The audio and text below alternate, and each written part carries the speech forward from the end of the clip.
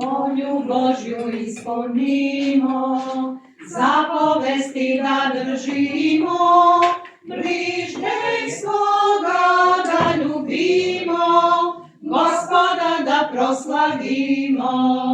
Neka bude volja Božja, nek se Božje ime slavi, jer svaki je dan bez Boga, dan izgubljen bez ljubavi.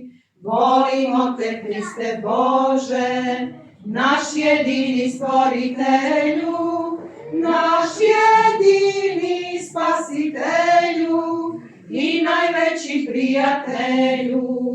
U tebi smo svi ko jedno, od istog duha sazdani, čeda tvoja malo stado, narod Božji pravoslavni.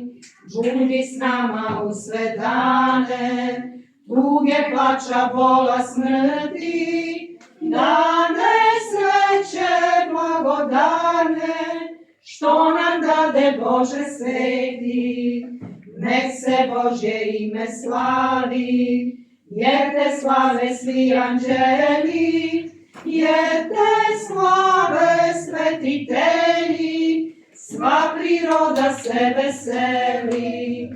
Tvorca svega nek veliča, svako biće, svaka tvar, sve što diše nek te hvali i nek znade ko je car.